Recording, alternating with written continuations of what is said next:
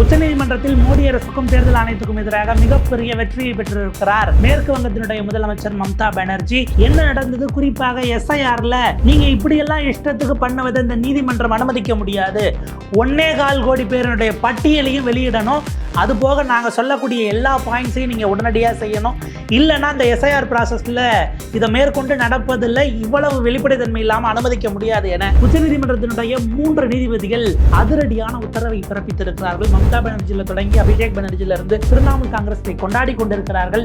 அம்பலப்பட்டிருக்கிறது ஞானேஷ்குமார் தலைமையிலான தேர்தல் ஆணையம். அமித்ஷாவினுடைய செயலாளராக இருந்தவரிடம் வேறு எதை எதிர்பார்க்க முடியும் அப்படின்னு இதை கூர்மைப்படுத்தி இருக்கிறது திரிணாமுல் காங்கிரஸ். உச்சநீதிமன்றத்தில் நடந்தது என்ன? மம்தாவுக்கு முதல் வெற்றி நீதிமன்றத்தில், அடுத்த வெற்றி மக்கள் மன்றத்தில். என்னுடைய பின்னணியை விரிவாக அலசுகிறது தமிழ் குரலின் வளவன் எக்ஸ்க்ளூசிவ் செய்தி தொகுப்பு. மேற்கு வங்கத்தில் வெளிப்படைத்தன்மையாக தேர்தல் ஆணையம் எஸ்ஐஆரை நடத்தவில்லை அப்படின்னு அடுத்தடுத்து வழக்குகள் பதிவு செய்யப்பட்டது. திரிணாமுல் காங்கிரஸ் கட்சியின் சார்பிலும் வழக்கு பதிவு செய்யப்படுகிறது. இதில் வழக்கு அப்படிங்கிறது எஃப்ஐஆர், அந்த பக்கம் கோர்ட்டுக்கு போகக்கூடியதுங்கிறது மற்றும் ஒரு ப்ராசஸாக இருக்குது. மாநில தேர்தல் அதிகாரியிலிருந்து பலரின் மீதும் அவங்க பலருடைய உயிரிழப்புக்கு காரணம் என்கிற வழக்குகள், அது பொலிட்டிக்கலி ஒரு பக்கம் வச்சோம்னா, நீதிமன்றத்துக்கு போன வழக்கு என்பது ஒரு 1.25 கோடி பேரை அவங்களுடைய ஆவணங்கள் இருந்தும் தேர்தல் ஆணையம் கத்தரித்து வெளியேற்ற பார்க்கிறது. சந்தேகத்துக்குரியவர்கள் அப்படின்னு ஒரு லிஸ்ட் போடுறாங்க. இது வரைக்கும் இந்தியாவில் எந்த ஸ்டேட்லையுமே எஸ்ஐஆர் நடந்திருக்கக்கூடிய ஸ்டேட்டில் இப்படியான விஷயத்தை இவங்க செய்யலை. இப்போ செய்யறாங்கன்னா இதுக்கு நோக்கம் என்ன, இதுக்கு சட்டத்தில் இடம் கிடையாது அப்படின்னு மம்தா பானர்ஜியினுடைய தரப்பில், திரிணாமுல் காங்கிரஸ் கட்சியினுடைய தரப்பிலிருந்து ஒரு மனுவும் போகிறது, ஒரு வழக்கு பதிவு செய்யப்படுகிறது. இந்த வழக்கு உச்சநீதிமன்றத்தில் தலைமை நீதிபதி CJ சூரியகாந்த், ஜஸ்டிஸ் தீபங்கர் தத்தா மற்றும் ஜஸ்டிஸ் ஜாய்மல்யா பக்சி ஆகிய 3 நீதிபதிகளுடைய அமர்வுக்கு முன்பாக வருகிறது. லைவ்ல ரிப்போர்ட் ஆயிருக்கு. Supreme Court issues directions to ECI to ensure transparent verification of persons in logical discrepancies list. வெளிப்படைத்தன்மை இல்லாமல் இந்த ப்ராசஸை இதுக்கு மேலே நடத்த முடியாது. அத்தனையும் நீங்கள் உள்ளபடியே கணக்கு கொடுக்க வேண்டும். யாருக்கு? சராசரி சாமானிய வாக்காளனிடம் நீங்கள் இதை தெளிவுபடுத்த வேண்டும் அப்படின்னு அதிரடியான உத்தரவை பிறப்பித்திருக்கிறார்கள். அதில் நீதிபதி சொன்ன அந்த வார்த்தையை அப்படியே லைவ்ல போட்டிருக்கிறாங்க. நான் வாசிக்கிறேன். See the stress and strain going on for the ordinary people. Over 1 crore people are given notices, the court observed. பாருங்க, ஒரு சாமானிய மக்கள், எந்த விதமான பின்புலமும் இல்லாத சராசரி மக்கள் 1 கோடி பேர் இன்னைக்கு நீங்கள் தேர்தல் ஆணையம் செய்திருக்க வேலையினால அவங்களுக்கு அழுத்தமும், இதில் என்ன பண்ணுறதுன்னு தெரியாமல் அவங்க பதற்றத்திலையும் இருக்கக்கூடியதை பாருங்கள். தினசரி 1 கோடி பேர் இதை அண்டர்கோ பண்ணணுமா? நீங்கள் உங்களுடைய வெளிப்படைத்தன்மை இல்லாத முறையின் காரணமாக இது நடந்திருக்கிறது அப்படின்னு 3 நீதிபதிகளும் கடுமையான விமர்சனங்களை வைத்திருக்கிறார்கள். இப்போ இந்த வழக்கில் என்ன கேட்கப்பட்டது? குறிப்பாக திரிணாமுல் கட்சியினுடைய மூத்த MP, அவர் பார்த்திங்கன்னா மூத்த வழக்கறிஞரும் கூட, கல்யாண் பானர்ஜி அவர்கள் ஆஜராகி மிக கடுமையான வாதங்களை வைத்திருக்கிறார். கபில் சிபல் அவர்கள் வைத்த ஒரு வாதம் தான் இன்றைக்கு மிக முக்கியமாக இப்படியான ஒரு டைரக்ஷன்ஸையே கொடுத்திருக்கிறது அப்படின்னு பார்க்க வேண்டியிருக்கிறது. ஹைலைட் என்ன அப்படின்னா, இதற்கு முன்பாக ஆதார் கார்டை எடுக்கணும் அப்படின்னு உச்சநீதிமன்றம் சொன்னது. அதுக்கு அடுத்த ஒரு வெற்றியாக 10ஆம் வகுப்பினுடைய மார்க் ஷீட் இருக்கிறது என்று சொன்னால் அதையும் எடுத்துக்கொள்ளலாம் என்கிற உத்தரவை உச்சநீதிமன்றம் இப்போது பிறப்பித்திருக்கிறது. 10ஆம் வகுப்பு அவன் இங்கே படிச்சிருக்கானா, இந்த நாட்டை சேராதவனுக்கு எப்படி இங்கே அட்மிஷன் கொடுத்து போட்டிருப்பாங்க. எனவே அந்த அட்மிட் கார்ட்ஸை அலோவ் பண்ணுறோம் என்று உச்சநீதிமன்றம் சொல்லியிருக்கிறது. அது அடுத்த விஷயமாக தேர்தல் ஆணையம் எதிர்பார்க்காத ஒரு ட்விஸ்டாகவும் இப்போது மாறி இருக்கிறது. லைவ்ல ரிப்போர்ட் ஆயிருக்கக்கூடிய செய்தியை பார்க்குறோம். Class 10 admit card will have to be accepted, Supreme Court tells Election Commission அப்படிங்கிறது தேர்தல் ஆணையத்திற்கு உச்சநீதிமன்றம் சொல்லியிருக்கிறது. அவங்க அங்கே படிக்கிறாங்க அப்படின்னா ஆப்வியஸாக அந்த சர்டிஃபிகேட்டை அக்செப்ட் பண்ணணும். SIRல ஒரு டாக்குமெண்ட்டாக அதை நீங்கள் ஏற்றுக்கொள்ள வேண்டும் அப்படிங்கிற அந்த உத்தரவும் போயிருக்கிறது. இப்போ நீதிமன்றத்தில் நடந்த 2 தரப்புக்குமான வாத பிரதிவாதங்களை பார்த்தல, ஏன்னா அதுதான் ரொம்ப முக்கியமானது. முதல்ல இந்த வழக்கு வரும் பொழுது நேரடியாக கபில் சிபல் அவர்கள் வைத்த வாதம் என்பது, இன்றைக்கு ஒரே இவங்களுடைய தேர்தல் ஆணையத்தினுடைய அஜாக்கிரதையினால், வெளிப்படைத்தன்மை இல்லாத முறையினால் 1,25,00,000 பேர் அவங்க செத்து போயிட்டவங்களா? இல்லை, உயிரோடு இருக்கிறாங்க. அவங்க வேற ஊருக்கு இடம்பெயர்ந்து போயிட்டாங்களா? இல்லை, உயிரோடு இருக்கிறாங்க. அவங்க அந்த ஊருக்கு ஓட்டராகவே இது வரைக்கும் இல்லாதவங்களா? இல்லை, அந்த மண்ணை சேர்ந்தவர்கள் திரும்ப திரும்ப அவங்க வாக்களித்து இருக்கிறார்கள். அவங்கக்கிட்ட ஆவணம் இல்லையா? SIR ஆவணங்கள் இருக்குது.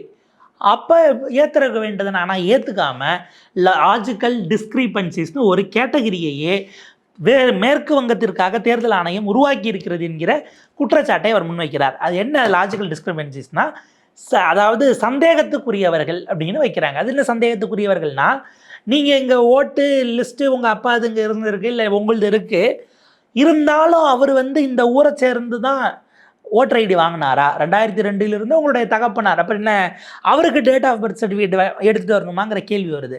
இல்லை நீங்கள் இந்த இடத்துல தான் இருந்தீங்க, ஆனால் அதுக்கப்புறம் வார்டை பிரிச்சுட்டாங்க, எதுக்கும் வேறு ஏதாவது டாக்குமெண்ட் இருந்தால் எடுத்துகிட்டு வாங்கலான்னா நீங்கள் கேட்ட 11 டாக்குமெண்ட்டில் ஒன்று கொடுத்த பிறகும் எனக்கு இன்னும் சந்தேகம் போகலைன்னா உங்களுக்கு அந்த சந்தேகம் வருவதுங்கிறதுக்கு நீங்கள் அடிப்படையில் என்ன காரணத்தை முன்வைக்கிறீங்கன்னு ஒரு கேள்வி இருக்குது.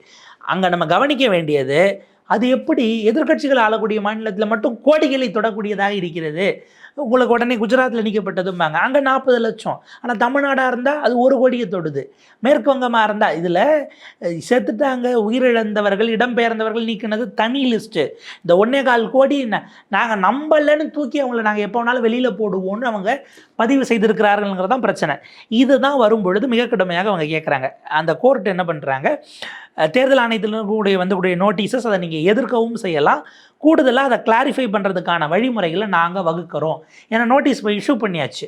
இஷ்யூ பண்ண நோட்டீஸில் இதில் மிக முக்கியமானது, கட்சிகளுக்கு எதுவும் தெரியாது, அதை எப்படி நாங்கள் அனுமதிக்க முடியும்னு கோர்ட்டு கேட்கிறது. ஒரு வாக்காளர், நீங்கள் இந்த தொகுதியில் இத்தனை வாக்காளர்கள் நீக்கிட்டீங்க, அந்த தொகுதியில் மக்களோட வேலை பார்க்கக்கூடிய தேர்தல் பணியாளர்கள் இருக்காங்கல்ல, அவங்களுக்கு நீக்கப்பட்ட செய்தியை நீங்கள் சொல்லலை, சம்மந்தப்பட்ட வாக்காளர்களுக்கு மட்டும் நீங்கள் நோட்டீஸ் கொடுத்துருக்குறீங்க அப்படின்னா அதில் யார் யார் பாதிக்கப்பட்டிருக்கிறாங்க, இல்லை என்னைக்கு வரணும், ஹியரிங், இது எல்லாத்தையும் பொது வெளியில் பப்ளிக்காக நீங்கள் டிஸ்பிளே பண்ணணும் என்கிற ஒரு உத்தரவை நீதிமன்றம் இதில் பிறப்பித்திருக்கிறார்கள். குறிப்பாக பார்த்தீங்க அப்படின்னா கபில் சிபில் சொன்னக்கூடியது இப்படியானது. இதில் நேம்ஸ் இருக்கிறது. என்னென்னா நோட்டீஸ் அனுப்புகிறாங்க, நோட்டீஸ் பண்ண சொன்னாங்கன்னா அதில் பின்னாடி இருக்கக்கூடிய கேஸ்ட் நேம் இருக்குது இல்லையா, அந்த கேஸ்ட் நேமு, அதனுடைய ஸ்பெல்லிங்கு, இதெல்லாம் காரணம் காட்டி நிற்குகிறார்கள். அப்பாவுக்கும் பிள்ளைக்கும் வயசு 15 வயசுக்கு கீழே இருக்குது அப்படின்னு சொல்லி பெயரை நீக்கிறாங்க. இப்படியான விஷயங்களெல்லாம் அவங்க பண்ணுறாங்க. ஆனால் இதெல்லாம் பல நூறுக்கணக்கான ஆயிரக்கணக்கான கிலோமீட்டர் தாண்டி வரக்கூடியவர்களுக்கு வந்தாலும் உடனடியாக அது என்னென்னு செக் பண்ணிவிட்டு அனுப்புறதில்ல, திரும்ப வர சொல்கிறாங்க. முடிக்கிறதுக்கான எண்ணம் இருப்பதாக தேர்தல் ஆணையத்துக்கு தெரியவில்லை அப்படிங்கிற ஒரு விஷயத்தை கபில் சிபில் வைக்கிறாரு.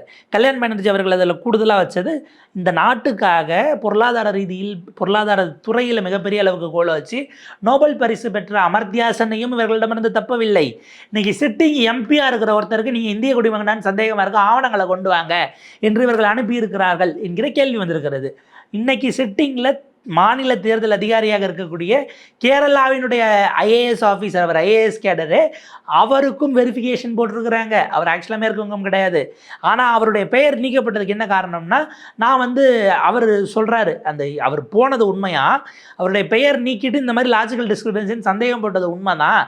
அதுக்கு காரணம், நான் அதிகாரியாக இருந்தப்போ வேறு மாநிலங்களுக்கு போனேன், என்னுடைய பெயர் 2002 கர்நாடகாவில் இருந்துச்சு, இப்போ 2002 லிஸ்ட்டில் கேரளாவில் இருக்காதுல்ல, அதனால் நீக்கிட்டாங்கன்னா அவர் ஒரு புது விதமான விளக்கத்தை கொடுத்திருக்கிறார். நீங்கள் இன்னைக்கு மாநில தேர்தல் அதிகாரியாகவே இருந்தாலும் உங்க பெயரும் நீக்கப்படலாங்கிறது என்ன மாதிரியான விஷயம்? அப்ப இவ்வளவு பின்புலம் இருக்கக்கூடிய அதிகார மையத்தில் இருக்கக்கூடியவங்களாலேயே அதை 2 நாள் 3 நாள் எடுத்து தான் அது என்னன்னு பார்க்க முடியும்னா, சாமானிய மக்களை போகிற போக்கில் நீங்கள் எப்படி வைக்க முடியுங்கிற கேள்வி வருது. ஸோ இதனால தான் இதெல்லாம் போட்ட பிறகு நீதிமன்றம் அடுக்கடுக்கான சில விஷயங்களை சொல்லியிருக்கிறது. பாயிண்ட்டு, இந்த மாதிரி சந்தேகத்துக்குரியவர்கள் கொடுத்த லிஸ்ட் அப்படிங்கிறத அந்தந்த பூத்துகளில் நீங்கள் டிஸ்பிளே பண்ணணும். நீக்கப்பட்டவர்கள் அல்லது சந்தேகத்துக்குரியவர்கள் என்கிற பட்டியலை நீங்கள் வெளியிட வேண்டும், பொது வெளியில் வைக்கணும். ஒன்று, கம்ப்ளீட் லிஸ்ட்டு, அன்மேப்டு கேஸ், இது எல்லாத்தையும் பப்ளிக்கில் வைக்கணும்.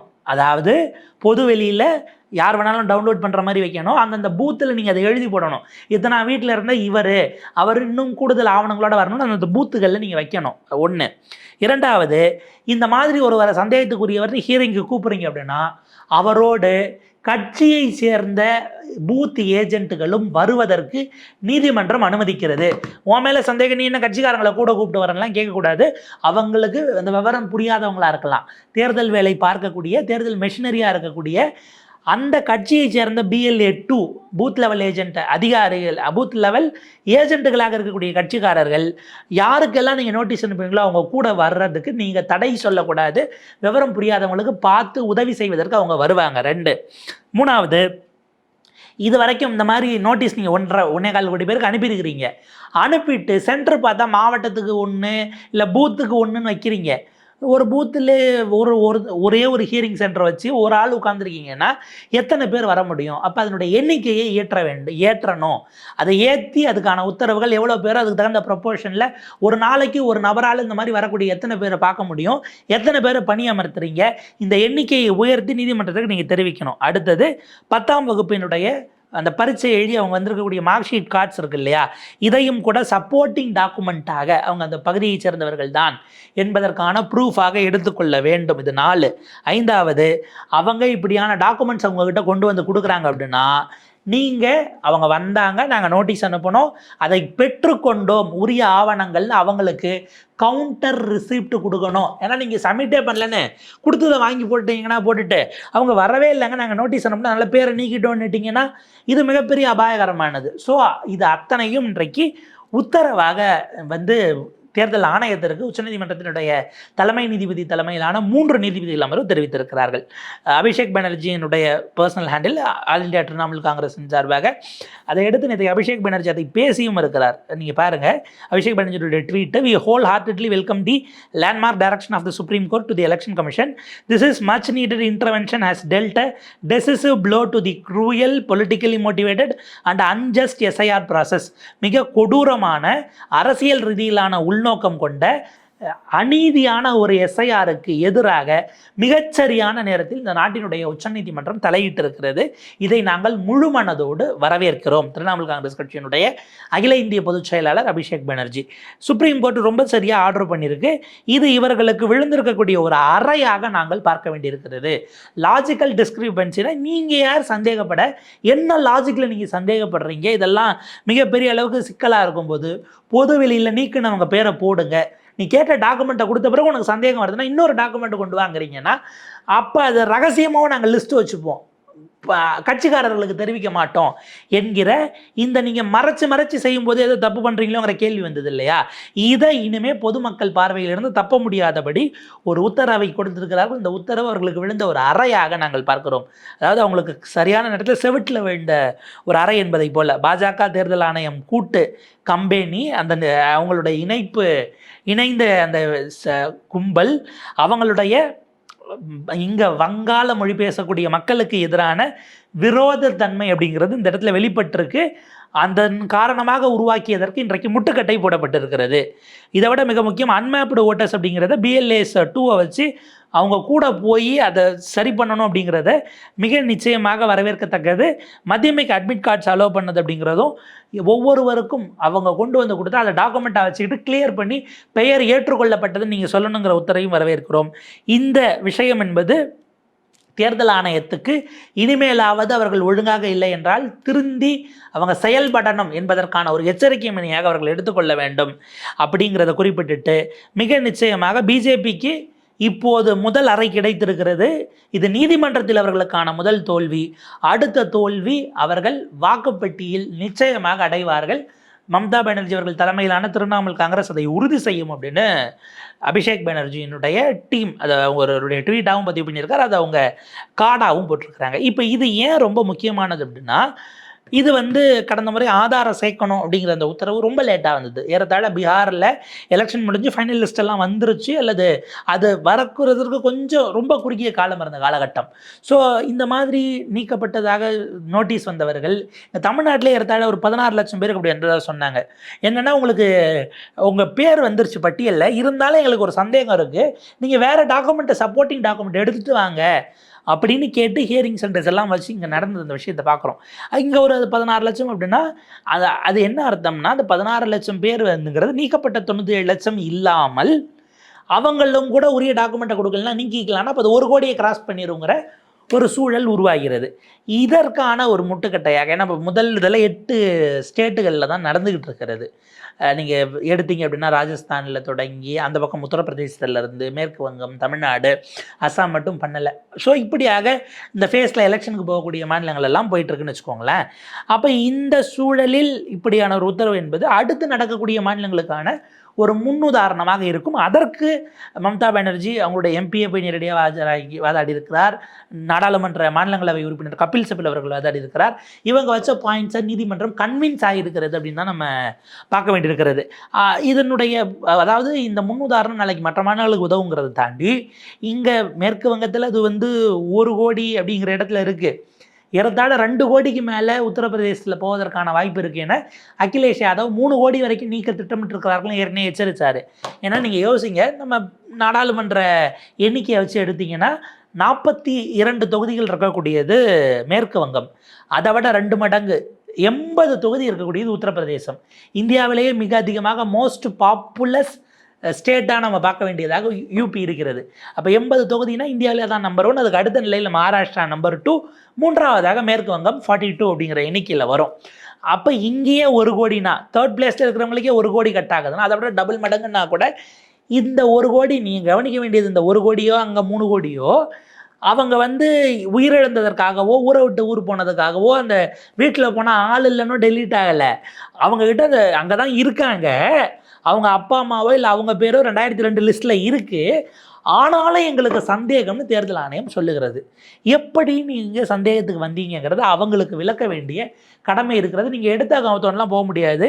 இப்போ இதில் கூடுதலாக அப்போ இவர் அகிலேஷ் யாதவோ அல்லது ராஜஸ்தானில் இருக்கக்கூடிய அசோக் கெலாட் போன்றவர்களோ காங்கிரஸோ மற்றவர்களோ உச்சநீதிமன்றத்திற்கு போய் மம்தா பானர்ஜிக்கு அங்கே மேற்கு வங்கத்தில் கொடுத்த இந்த அப்சர்வேஷன்ஸை தேர்தல் ஆணையம் எல்லா மாநிலங்களிலும் பின்பற்ற வேண்டும் என்கிற உத்தரவை நீங்கள் கொடுக்க வேண்டும்னு ஒரு ஆம்னிபஸ் ஆர்டரை வாங்கணும்.